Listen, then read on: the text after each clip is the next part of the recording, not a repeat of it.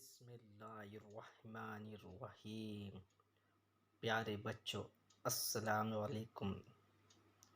आज हम तक़सीम पज़ीरी की कसौटियों से मुताल्लिक़ मालूमात हासिल करेंगे। सबसे पहले हम देखेंगे दो की कसौटी। किसी अदद के इकाई के मकाम पर सिफर, 2, 4, 6, 8 में से कोई हिंदसा हो तो वो अदद 2 से तक़सीम पज़ीर होता है। इसकी मिसाल देखेंगे 250, 942, 504, 786 और 518। 250 के इकाई के मकाम पर सिफर है, इसलिए ये 2 से तक़सीम पज़ीर होगा।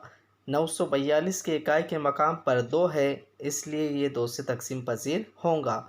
504 के इकाई के मकाम पर 4 है, इसलिए ये 2 से तक़सीम पज़ीर होगा। 786 के इकाई के मकाम पर 6 है, इसलिए ये 2 से तक़सीम पज़ीर होगा। और 518 के इकाई के मकाम पर 8 है, इसलिए ये भी 2 से तक़सीम पज़ीर होगा। अब हम देखेंगे 5 की कसौटी।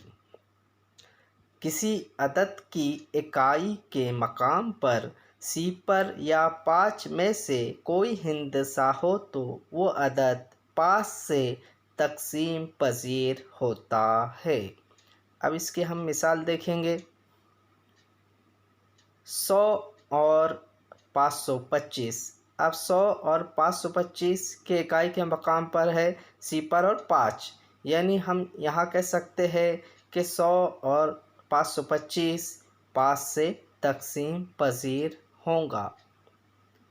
अब हम देखेंगे 10 की कसौटी। किसी अदद की इकाई के मकाम पर सिफर का हिंदसा हो तो वो अदद 10 से तक़सीम पज़ीर होता है। अब हम इसकी मिसाल देखेंगे 750 और 300। 750 के इकाई के मकाम पर सिफर है और 300 के इकाई के मकाम पर भी सिफर है, इसलिए ये 750 और 300 10 से तक़सीम पज़ीर होंगे। अब हम यहाँ कुछ मश्की सवालात देखेंगे। सवाल नंबर 1 है 2, 5 और 10 से तक़सीम पज़ीर अदाद की फ़हरिस्त तैयार कीजिए। यानी जो अदद 2 से तक़सीम पज़ीर होंगे उनकी फ़हरिस्त तैयार करना है, जो अदद 5 से तक़सीम पज़ीर होंगे उनकी फ़हरिस्त तैयार करना है, और जो 10 से तक़सीम पज़ीर होंगे उनकी फ़हरिस्त तैयार करना है। कम से कम जो है एक एक के लिए 10-10 अदाद लिखना है। सवाल नंबर 2, ऐसे 10 अदाद लिखिए जो 2 से, 5 से और 10 से यानी तीनों से तक़सीम पज़ीर होते हो।